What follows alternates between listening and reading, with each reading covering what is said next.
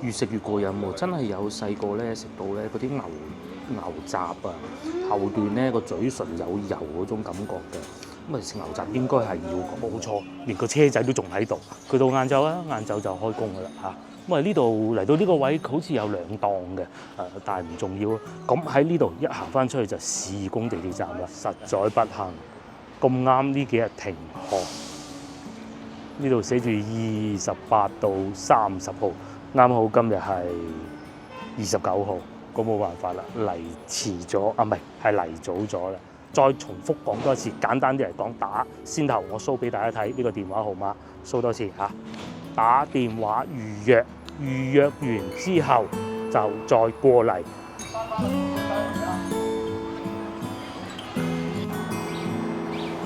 Hello， 各位觀眾早晨啊！咁又係新嘅一日啦，而家朝頭早8點半。咁我而家所在位置江南大道中啦，呢度都算市工地鐵站啊。今集影片嘅內容係咁嘅。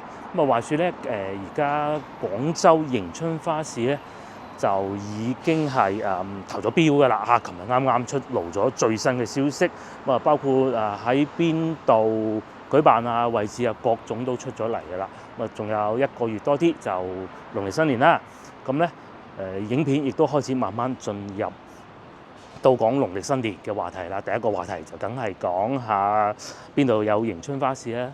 咁因為考慮到有好多觀眾咧，可能真係對廣州味係好熟悉，但係又好感興趣喎，可以翻嚟睇下喎。迎春花市係一定不能夠錯過嘅。咁先科普一下先啦，最值得去嘅就3個地方。第一個就一定係西湖路，冇得傾噶啦，一定係。第二個咧就荔灣路，咁荔灣路已經停辦咗好多年啦，之前亦都講過啦。第三個咧就係濱江嘅花市，咁我認為咧喺老城區裏邊啊，濱江花市咧係行得最舒服，最唔擁擠，最空氣最好嘅。咁啊，如果可以嘅話咧，呢3個花市都去勻就最好啦。今集影片就會同大家講一下點樣將海珠區嘅迎春花市咧，即係濱江路嗰個咧，同埋西湖路嘅連埋一齊玩。如果你夠體能嘅話，咁啊交通路線啊各種都會話俾大家聽嘅。同埋大家有一個好想知道嘅事情咧，就係究竟水上茶居係點樣預約嘅？因為點解咧？我條片就出咗，我老婆條片係啱啱出嘅啫。佢話好多觀眾問佢，好多。不過我就嘗試下喺我條影片度告訴大家啦嚇。咁啊至於依家咧，我係未食早餐嘅。咁啊過到嚟呢邊，我去前進路食少少嘢先。然後旅遊咪開心咯。今日係同學仔嘅秋遊啊，啱啱出地鐵站就見到好多啦。應該係小學生嚟嘅，全部停滿巴士嘅。咁再嚟俾個美食推薦大家，對面就係奇樂多啦，幾好噶，真係幾好噶。分分鐘可能今晚就同老婆去食一次都唔出奇，不過未必係呢間分店，可能會去翻沙月嗰間咯，到時再講。鏡頭一轉，前邊就係我準備食早餐嘅地方啦，我哋過到去先啦。咁啊喺呢度食完早餐之後咧，我再慢慢行過去濱江嗰邊，都有段距離嘅，會經過一啲老城區咯。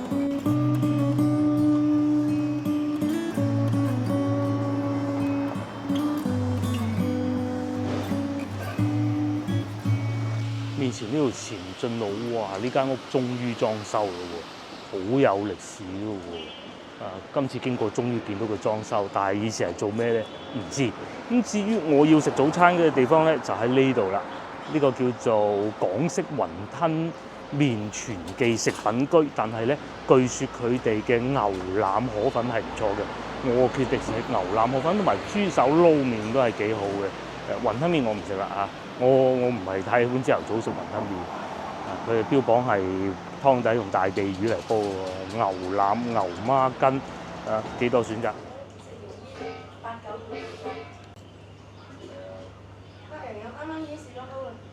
哇！我嘅嘢食就到咗啦，咁係一個牛腩麵嚟嘅，咁啊21蚊一份。選擇太多，我落單嘅時候迷懵唔記得咗。我原先係想要牛腩河粉嘅，不過都冇所謂啦。麵有麵好食嘅，睇下啲麵先。咁佢啲麵咧都係銀絲幼麵嗰種嘅竹升麵體嚟嘅。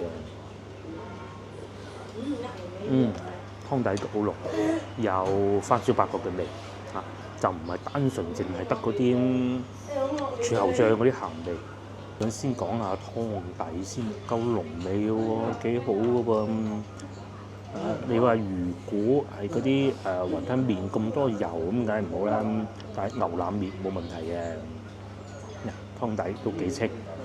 我理解係，如果一個牛腩河粉牛腩麵咧，因為佢個牛腩咧已經係炆好咗啦嘛，有腩汁嘅，然之後煮好啲麵，然之後擺啲清湯啊，又或者係大地魚湯底落去，一淋啲腩汁就得㗎啦。我食得出，都應該係咁做，但係又湯底好味嚇，應該真係大地魚啊各種煮出嚟嘅。食到後段咧，仲有一種腩汁牛腩好好味梅甘嗰種感覺嘅，呢個幾好。呢一種感覺咧唔係咁容易揾到，即使去到堅記咧都唔係鋪鋪有嚇。咁但係知個麵咧，麵係咁嘅。我都講過好多次嘅啦。西朗市場羊城麵店嗰度買嘅竹升麵咧，一包包包住嗰種咧，擺喺屋企咧，嗰種我就好中意，夠腍。咁但係咧，通常食竹升麵唔應該咁腍啊嘛，佢呢個唔會太腍，夠爽口嘅。接落嚟試下呢個咧，牛腩，好期待。咁佢每個部位都有啲嘅，有啲坑腩啦，有啲筋嘅啦，咁都係味道好嘅。同先頭所講，食到後段咧有啲梅甘感覺，唔係淨係得柱侯醬嗰種味道，更好食，好好食，入口即化。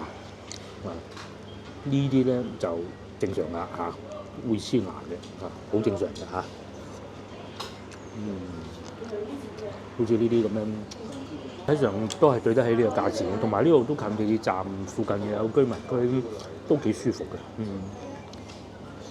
同埋呢個餐廳我知道佢做咗好多年嘅，應該係22-23歲左右啦。我對面有個網吧，而家已經唔係嘅，就唔成日玩 online game 嘅，因為以前屋企嘅電腦冇咁勁嘛，要喺網吧先有啊嘛。當時嚟過呢度食過嗱，不過就匆匆而過，因為醫飽肚就算啦嘛。咁但係最記得兩件事就係呢間餐廳同埋隔離嘅嗰間舊屋啊。落嚟試下落少少辣醬啦。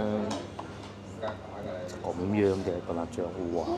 都可能因為天氣寒冷嘅原因吧，哇！有啲難度。越食越過癮喎，真係有細個咧食到咧嗰啲牛雜啊，後段咧個嘴唇有油嗰種感覺嘅。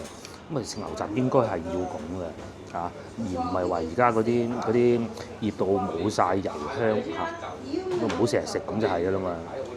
加少少辣醬，看味道如何？太輕手啦，冇味，正常嘅，都係唔好食咁辣。有啦，我慢慢食，食完之後咧，再帶大家附近行下去紡織碼頭。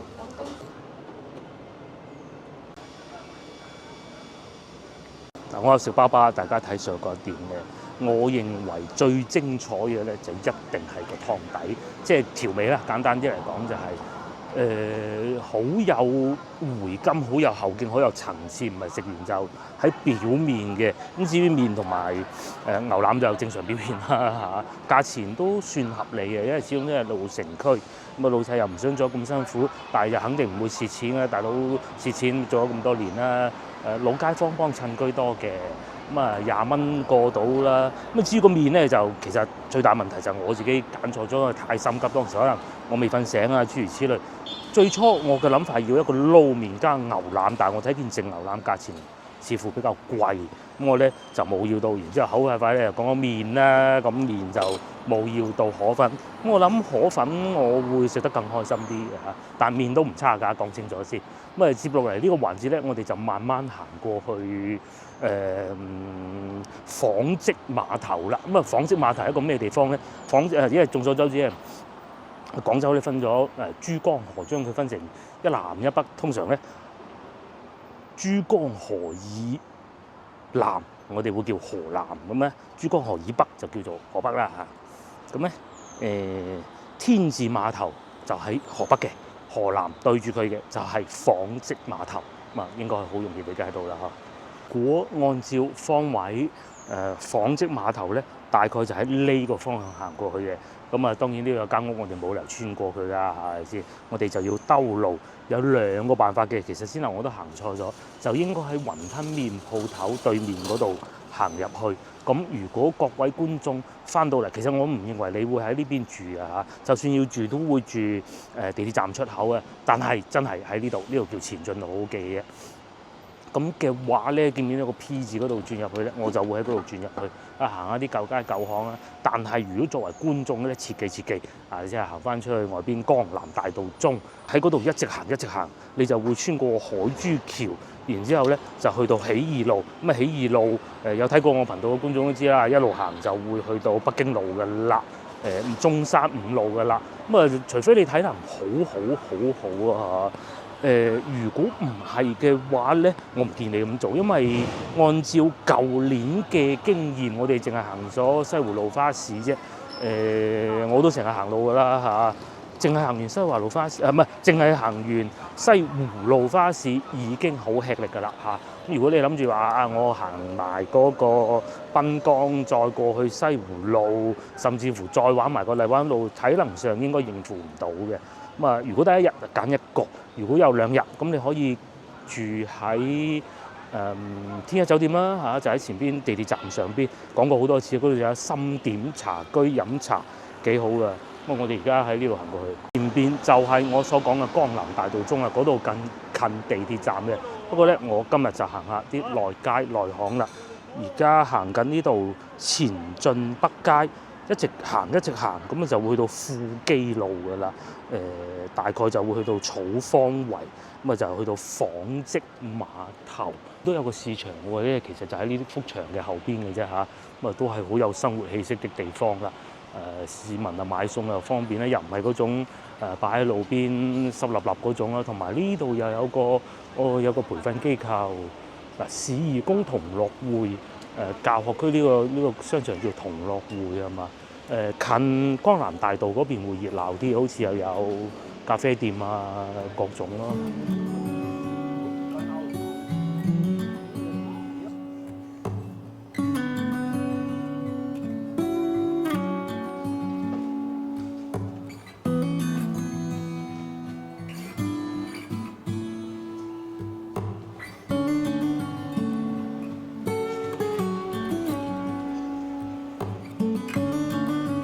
而家行緊呢度咧叫草坊新街，原來都咁有味道喎，又有舊樓啦，即係嗰啲2-3層樓高嘅屋啦，又有啲新屋，大多數都係冇電梯。不過咧呢個唔係重點，重點係咧，如果各位觀眾翻到嚟，你對夜市係好感興趣，即係嗰啲街邊走鬼檔炒粉嗰啲咧，已經好難揾㗎啦。莫講係香港啊，甚至乎美國更加應該冇啦，我唔識啊嚇。香港應該都冇㗎啦，因為食環署會捉佢㗎嘛。喺廣州咧有一個地方咧喺呢度附近，就唔知點解，可能係一啲法律真空地帶吧，我唔知啊嚇，就竟然係可以有走鬼檔夜晚炒粉嘅。咁但係既然係走鬼檔咧，佢又唔會每天都出現㗎噃，好難講㗎嘛，或者唔俾佢擺咧。喺邊度咧？就係市義宮地鐵站 A 出口上邊。每晚入夜就會有㗎啦。如果你對呢一方面嘅體驗係好感興趣嘅，嗰度絕對唔會令你失望。但係食物嘅質素肯定唔會話好似翻到去西關啊嗰啲咁嘅味道㗎啦嚇。甚至乎如果純粹講味道啊嚇，我覺得魚仔菜都過佢。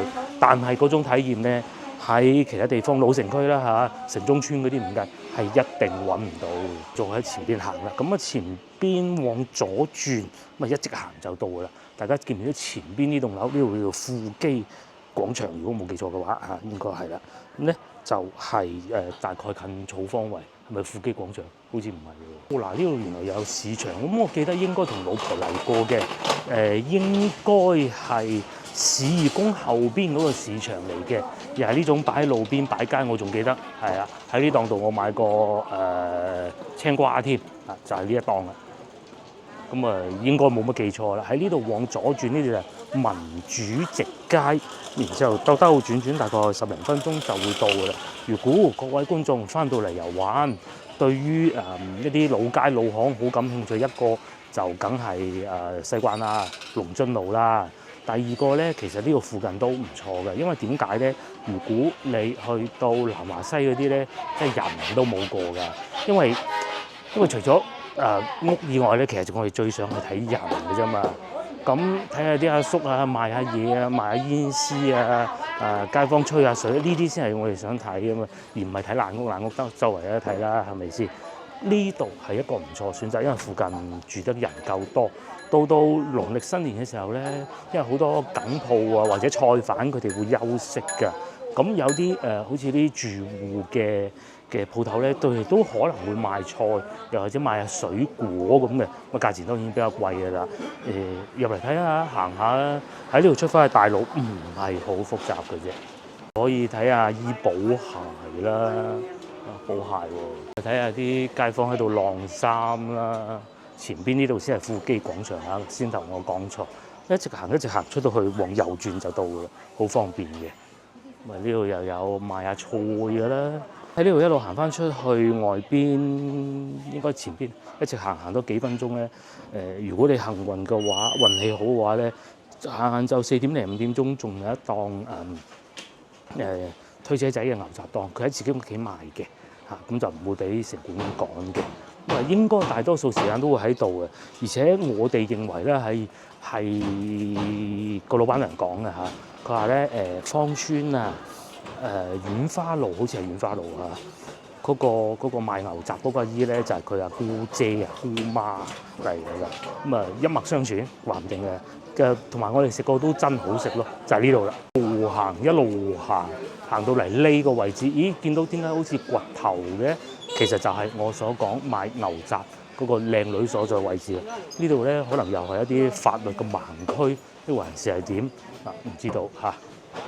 呢度就已經係富基廣場啦。呢度冇錯，連個車仔都仲喺度。佢到晏晝就開工㗎啦嚇。咁啊呢度嚟到呢個位好似有2檔嘅，但係唔重要。咁喺呢度一行翻出去就市工地鐵站啦。喺度住過觀眾應該都唔會陌生，認得到富基廣場就唔會認到啊嘛。咁至於我要去草峯圍咧，我行翻呢邊過去，因為我決定唔行大路嘅。朝頭早嚟市場行下，感受下啲當地氣氛，咁咪好咯。而且咧呢啲路咧又唔似話翻到去龍津路嗰啲咁樣圍到條路都行唔到，水泄不通，幾好啊！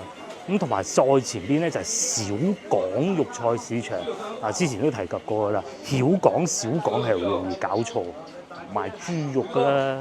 呢度又有賣牛雜㗎啦。幾多醬汁係咪？就係呢度啦。咁呢度又有室內市場，又有室外市場。小港肉菜市場就係對面啦。咁啊，如果我冇記錯，再往前行少少咧，廣州市第26中學就喺前邊，仲有呢個咩啊基立道小學都喺呢度。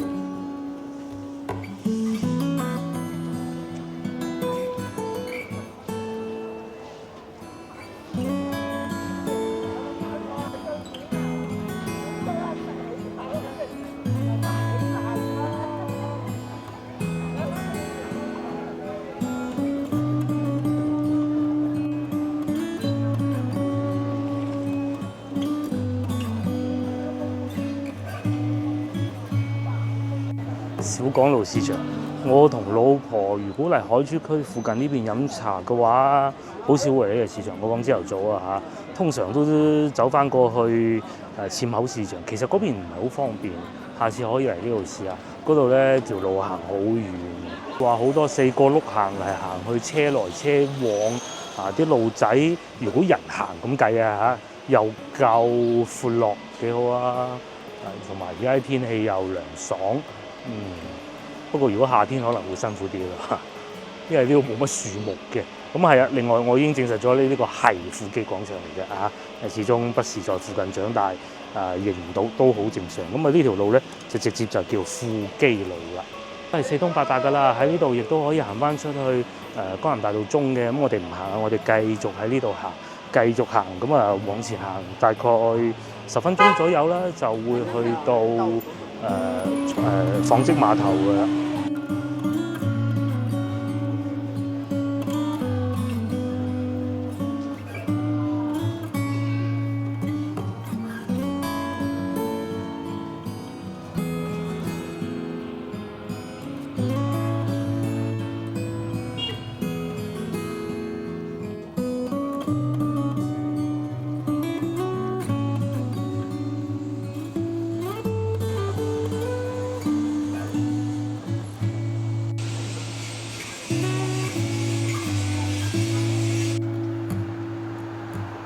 咁快我哋又差唔多到紡織碼頭啦。咁啊講下海珠區呢個花市先。之前亦都好囉嗦咁講過好多次，而家再囉嗦講多一次。佢係會沿住濱江路咁嚟舉辦嘅。咁咧即是話咧好近海皮邊。咁佢從邊度開始咧？係從大概人民橋嗰個位置啦。大概係人民橋同埋解放橋之間，即是話如果對翻河北嗰邊咧，大概南方大廈咁上下啦，你就記住。咁至於另外一個盡頭咧，大概會去到南華西咁上下啦。天字碼頭對面咁上下啦，大概啊嚇。但係如果講到最精彩嘅咧，一定係中間呢一段嘅。你可以試工開始啦，係啊，試工開始步行過嚟啦，又或者如果你有精力嘅話，行海珠橋過嚟都係得嘅。彩就係呢一部分啦嚇，大家試諗一下，呢條路到時會變成花市，成條路封住咗。咁啊對面就係碼頭啊，咁啊應該到時都係會有船過，因為渡輪咧過江嘅輪渡咧係一個好重要嘅交通工具嚟嘅，咁啊唔會隨隨便話我 cut 咗佢啦咁。至於對面嗱，大家已經望到啦，天字碼頭，咁我會喺呢度坐船過，如果冇記錯應該都係1蚊嘅嘢，1蚊2蚊我唔係好記得啦嚇。可以微信支付，可以羊城通，可以現金。後喺呢度嚇，亦都會有好多便利店啦。譬如話面前呢一度咁，我記得之前都已經係便利店嚟，我唔係好記得㗎嚇。但係一定唔會話冇嘢食嘅，因為喺行花街咧，通常都係做2樣嘢。第一個就係食，同埋買反而唔多，食嘅就多啦。到時候都會放寬一啲限制啦嚇。有件事不得不提咧，就係因為嗰啲攤位係要競投㗎。咁啊，佢分咗好多唔同區域。首先咧，佢會揾一個本地嘅大企業嚟冠名啊，又或者諸如此類叫合作伙伴咧，俾個最大攤位佢。咁喺海珠區呢度咧，就嗰個攤位咧競投啊，已經出咗爐啦，就係由風行牛奶嚟承擔咗呢個重要嘅責任嘅。10萬抵啊！但係如果一翻去西湖路咧，就好似係燕塘牛奶，其實都係國企嚟嘅，係咪？80萬真係誇張啊！即係你話賺唔賺到，其實應該係賺唔到。我同個老婆琴日吹水講，點可能賺得到？買咗幾多支，營業額都未夠啦。不過呢啲錢係要使嘅嚇，當廣告宣傳，值得嘅。我哋想實在不幸，咁啱呢幾日停學，呢度寫住28到30號。啱好今日係29號，咁冇辦法啦，嚟遲咗啊，唔係嚟早咗啦。咁啊呢度都有時間嘅運營時間嘅，咁啊15分鐘一班船咯，就喺呢度入去嘅，都幾方便嘅。唔知我揾辦法過翻去對面天字碼頭啦嚇，喺呢度上船好舒服嘅。好各位到時翻到嚟，突然間發現，哎呀，我坐唔到船喎，好似而家咁停咗航，唔出奇㗎，有呢個可能㗎嚇，因為佢人流管制就已經夠㗎啦嚇，唔開。你好似我而家咁樣往前行，前邊海珠橋過去對面，咁就已經係海珠廣場。咁我就會咁樣一路行翻過去天字碼頭，攞翻個資訊，就係嗰個水上茶居係點樣預約嘅。我哋過到去再講啦嚇，過到去再講啦。因為明明咧呢度幾分鐘嘅時間啫嘛，真係遺憾啊嚇！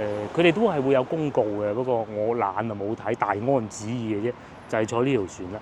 咁啊過對面江啦，咁同埋喺嗰個方向嗰度睇唔睇到啊？嗰度已經係江灣橋嚟㗎啦，江灣橋冇錯，海印嗰個方向。咁啊呢度咧就天字碼頭，一直行就係海珠廣場同埋星環廣場華夏大酒店。所以點解我成日同大家講話，如果翻到嚟廣州海珠廣場住華夏大酒店就咁解，幾靚嘅位置，附近又冇乜遮擋，望過嚟河南呢邊又靚，地理位置又方便，過去天字碼頭坐船，水上茶居又得，幾好嘅。咁至於依家我咧就先過咗去先啦，大概步行15分鐘左右啦，係15分鐘都唔係好耐嘅。咁同埋即使各位觀眾到時翻到嚟真係好似我而家咁不幸要行過去喎，咁大家睇下上邊嘅樹蔭係咪？呢啲咁多樹蔭嘅地方咧，一啲都唔會熱，即使夏天都好啦嚇。行咗2步都未有，又見到呢度又開個新嘅茶樓啊，東湖酒樓喎，永慶坊有佢分店啦。過到去對面江又有分店啦，正就係呢個位置添。咁如果各位到時翻到嚟想揾個舒服啲嘅位置地方坐低飲下茶，水上茶居唔中意去唔要水上茶居或者 book 唔到，咁可以試下呢個出品唔差嘅，係啦，我哋都試過永慶坊個分店，係幾好嘅。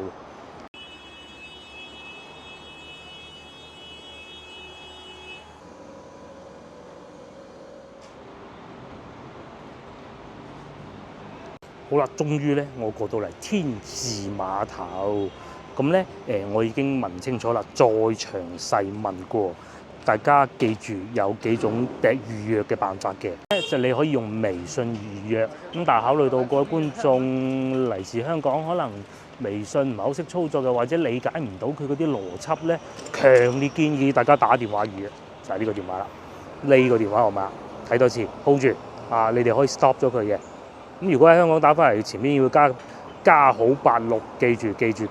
你喺預約嘅時間過到嚟呢度，咁我嘅建議係8點啦，因為佢一日有5班船㗎，喺1點鐘之前都會有5班船㗎，咁時間係極為充裕嘅。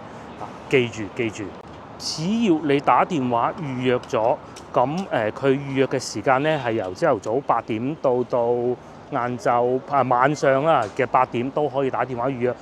打電話你可以問啲咩呢？包括佢會唔會停航啦？你約嗰日停航，佢絕對唔會俾你約噶嘛，佢一定會收到通知嘅。譬如話好似今日咁，如果咁啱停航喎，咁佢咪阿生冇得預約嘅喎，咁你就冇嚟啦嘛。你唔似我越秀區人，我即係聽日嚟過啫嘛，係咪先？好似鳳姐碼頭坐唔到，咁聽日坐過啦。不過我聽日唔會坐啦嚇。咁第二就係當你去到個門口之後入去，同嗰個櫃位嗰個靚女講，有個靚女坐住喺度嘅，你話我預約咗㗎啦，講出你的電話號碼以及你嘅姓氏，咁就得㗎啦。其實講咗啲電話號碼已經得㗎啦。咁佢就現場收錢20蚊一位嘅船飛，咁坐上一船茶位，我哋可以理解為你唔食任何嘢都得㗎，係可以嘅。咁當然最好食啦嚇，咁靚嘅風景。連證件都唔需要，咁但係當然最好帶埋啦嚇，因為事實上我哋上次嚟咧，我同老婆嚟過一次嗰日我唔知點解咁大懵，我冇攞身份證，好慌個人，點啊死啦！因為其實按規定咧，乘坐交通工具係需要身份證嘅，都唔需要咁帶埋穩陣啲咧，而且你喺條街度行唔帶身份證唔好嘛，即係或者對於你嚟講係回鄉證或者護照啦嚇，報得出電話號碼就得啦。再重複講多次，簡單啲嚟講，打先頭我 show 俾大家睇呢個電話號碼 show 多次嚇，打電話預約，預約完之後就再過嚟，當日有冇航班佢會話俾你聽嘅，預約咗啦就過嚟報出你的身份證號碼，然之後俾船飛，咁你就可以指定時間上船㗎啦。就係咁啦，咁佢會現場分配台號嘅，運氣好嘅咪坐喺窗邊咯。不過即使唔係窗邊都好咧，都問題唔大，都睇得好清晰嘅。但係呢個同你早嚟同遲嚟係冇任何分別嘅，佢係會睇當日嘅安排，咁一定係早會好啲嘅嚇。第一班船我當時同老婆嚟到嘅時候，佢遲咗少少開門，可能因為第一班船啦嚇，咁稍安毋躁等一等就得㗎啦，係一個非常好嘅體驗。食多啲又得，食少啲又得，而且食物唔差，因為佢係廣州酒家出品嘅，哪怕係預製菜，我可以同大家保證一定係預製菜嘅，即使係都好，都係出品唔差嘅。好啦，咁啊嚟到呢度咧，我哋又進入下一個環節。究竟當你如果唔遊覽水上茶居，你行完海珠區花市，點樣去接壤到西湖路花市咧？跟住我講多一次，前面就係天字碼頭。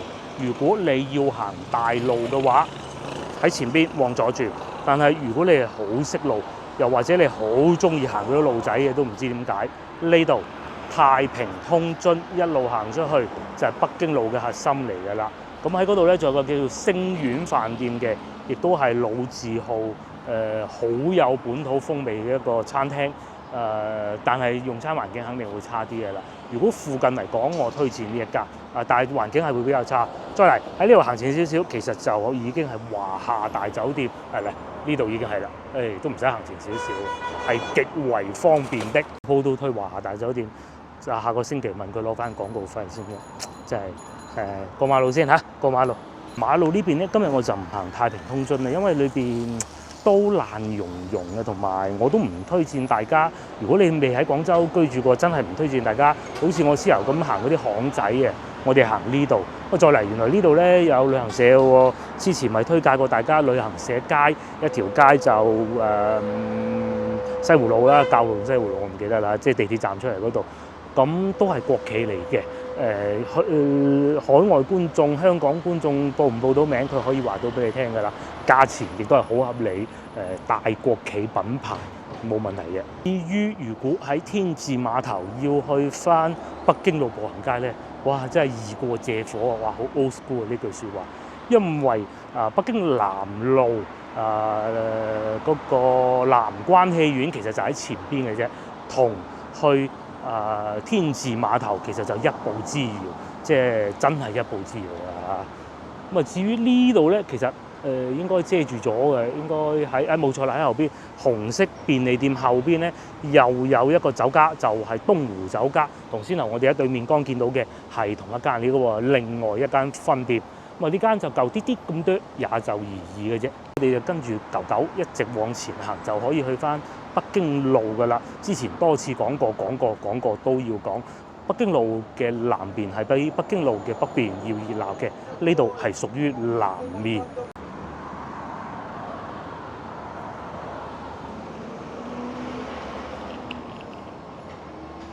喺天字碼頭嘅門口對住呢間嘢，見唔見呢個星巴克嗰條魚咧？其實喺呢棟樓呢棟建築物裏邊咧，仲有廣州酒家嘅。咁當然亦都係分店嚟㗎啦。咁大家如果係想坐得舒服啲嘅，喺天字碼頭周邊嘅，又未需要去到北京路喎。咁點樣揾嘢食啊？又或者你唔想翻到去八旗二馬路嗰啲咧？呢個又係一個好好嘅推薦，應該嚟講係附近係坐得比較舒服㗎啦，即係連行到去華夏大酒店都唔需要嘅話，再嚟仲有一間推薦就係呢個道軒，應該係我呢度廣道匯，其實都係道軒嗰幾間嘅麥道啊，係更正下麥道。嗰幾間嘅集團下邊嘅啫，有少少似咩食雞專門店嗰啲咧，咩道就係呢度其中一間，有茶飲有飯食，價錢唔貴，不過咧就好快會爆滿啊！要食早啲嚟攞位就係咁啦。一直往前行，斜對面就已經係南關戲院啦。咁嗱呢度啊，咁我都唔需要多講啦，係咪北京路啦嚇？呢度就真正北京路。或者我哋老一輩，即係我都算老一輩㗎啦嚇，會叫翻北京南多啲嘅。由某啲巴士站啊，都會叫北京南嘅，但係可能考慮過服務翻啲遊客啩，都唔會再叫北京南㗎啦。我記得係，同埋包括前面個地鐵站都係最初咧，都考慮過叫北京南咁咯，梗係叫北京路好啲啦，係嘛？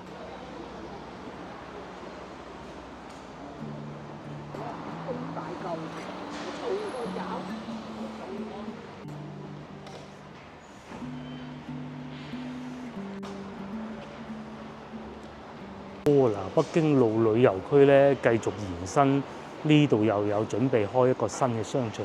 如果我冇記錯，好似都係粵海集團，唔肯定啊嚇，因為附近好多地方都係粵海集團嘅。你睇嗰啲窗整到幾靚，可能又係餐廳嚟做㗎啦。喺廣州咧，而家好老實講啊嚇，經濟不是那麼好，唯獨咧做餐飲業咧、旅遊業咧，真係好蓬勃啊！大家跟住我頻道見到都知嘅啦。其實經濟環境真係好差，我都唔怕講啊，都唔係淨係得我一個講。但係旅遊業好蓬勃咯，可能我哋見唔到嗰啲製造業啊，又或者係出口啊嗰啲，需要慢慢恢復啦。但係第一個恢復嘅就係旅遊業，你見到咁多老闆願意投資咁多餐廳新開張就知道㗎啦嘛，係咪？嗱，再行多幾步就已經去得到北京路，我都已經隱約見到大南路嗰個路口啦。咁啊，即係行咗幾句就得㗎啦。都會有上次我哋去食完飯行嗰個商場咧，冬至嗰晚啊，行嗰個商場咧叫咩名啊？我唔記得啦，唔記得啦。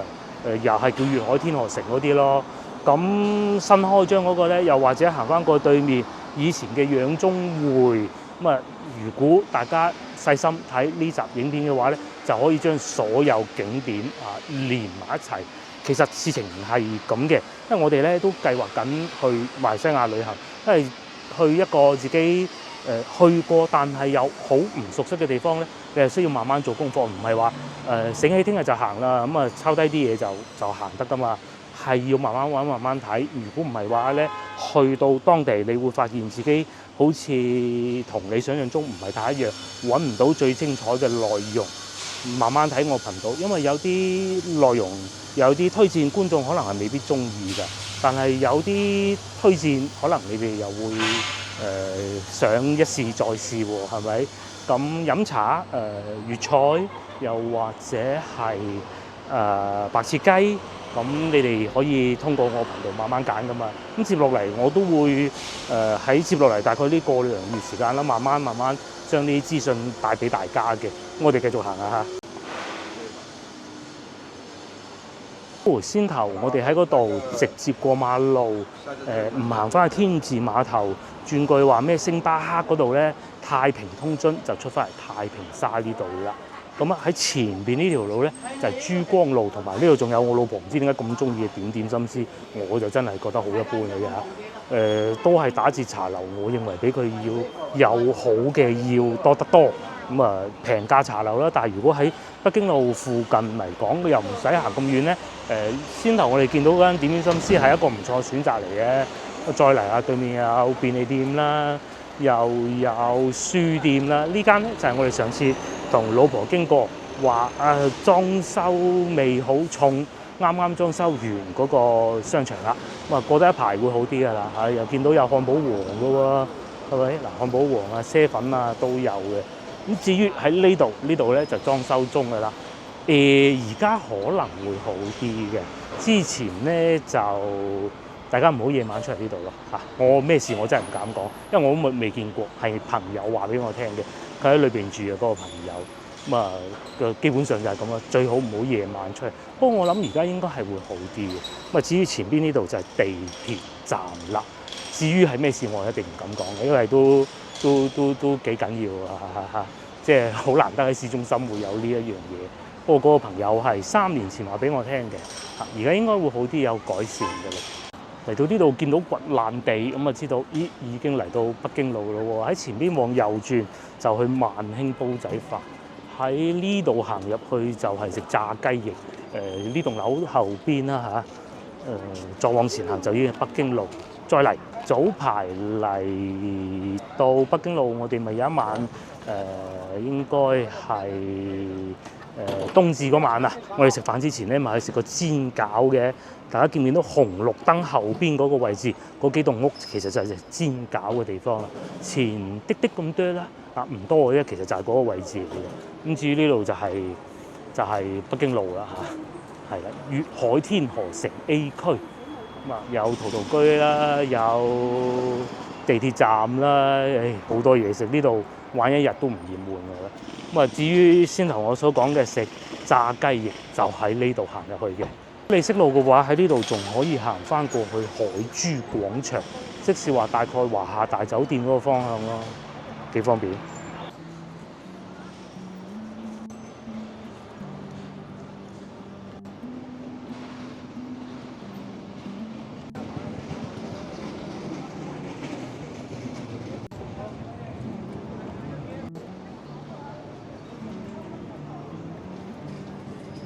都嚟到呢度啦，我又囉嗦沉氣都要講多次嘅啦。即係慎防有觀眾新嚟啊嘛，係咪先？啱啱嚟到我呢個頻道，咁啊未必會翻查得到以前嗰啲影片咁長嘅俾你睇啊，係咪先？喺呢度一直行就已經係北京路，喺前邊行前少少，見到大概係後邊嗰個艇嗰度啦嚇，盡頭嗰度就係飲奶茶嘅地方，嗰度已經係大南路嚟㗎啦。咁啊，如果喺呢度附近買下啲小食咧，都唔錯嘅，就唔會話令到你食到飽晒啦，冇胃口啊咁啊。咁但係至於左邊呢一堆咧，就大可不必啦。但係如果到農曆新年擺花街嘅時候，舊年呢一段係有擺嘅，咁啊今年唔知嚇，我估應該都會有啊，因為重心係會慢慢往南邊移噶嘛，即係往翻天字碼頭呢個方向啊，咁咯。咁啊，至於花街嘅話咧，應該憑我40幾年嘅經驗啊嚇，應該呢一段都會係，可能今年連北京路都會擺翻㗎啦，有呢個可能，唔排除呢個可能，但係西湖路係肯定會有嘅，都係唔好斷估啦。根據官媒嘅描述，西湖路、教育路嗱呢度寫㗎嚇。西湖路、教育路，咁我嘅理解就係北京路係唔會有嘅。不過我而家行緊呢度，呢度都算北京路㗎嚇。咁但係可能我而家企緊呢個位置後邊呢一段咧，到時唔會貿貿然就拆咗佢嘅。咁啊應該都係會有一啲商品賣下啦，但係希望唔好係呢啲咯。相信到時呢度會有人流管制，如果大家係好喜歡趁熱鬧嘅話，晚上嚟人多就人多啦，冇所謂，就係想睇多啲人啫嘛。晚上嚟，但係如果大家係覺得哇太多人，好似因為又唔識路咧，好難講啊嘛，都唔知點樣去翻地鐵站，甚至乎地鐵站可能仲會封閉，又係人流管制嘅話，朝頭早嚟啦，朝頭早嚟幾好啊，到時睇天氣咯。唔落雨嘅話，朝頭早嚟一個唔錯選擇嚟嘅。咁啊嚟到呢度就已經翻到去大南路交界處啦嚇，又係亦都多次同大家行過嘅地方。咁啊，同埋呢度潮流亦都係新開嘅啦嚇，同埋美居酒店。係啦，基本上就係咁啦。而家星期五朝頭早，北京路已經開始準備會熱鬧㗎啦。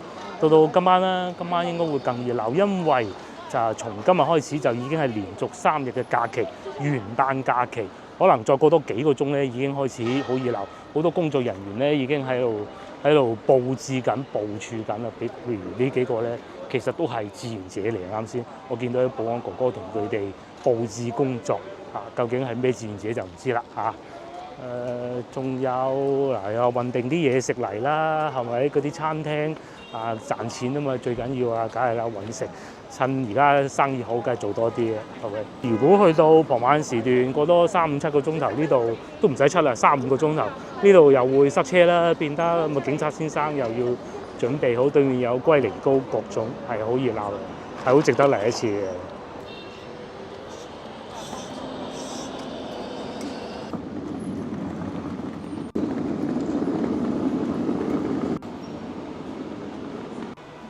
好啦，咁啊，北京路我唔再同大家入去啦，已經即使未嚟過廣州嘅觀眾，相信都已經係好熟悉㗎啦嚇，因為去得太多，平均1個月起碼去2次嚇，咁啊或者過幾日又會嚟㗎啦。好，今日影片先到呢度為止啦。農曆新年翻嚟遊玩呢個題材會慢慢延續落去，可能接落嚟1個月都係會講呢件事情㗎啦。咁大家提早安排好時間，做好功課，收集好資訊，咁就得㗎啦嚇。share呢個影片俾你嘅朋友，又或者幫我點個 like，下集見啦，拜拜。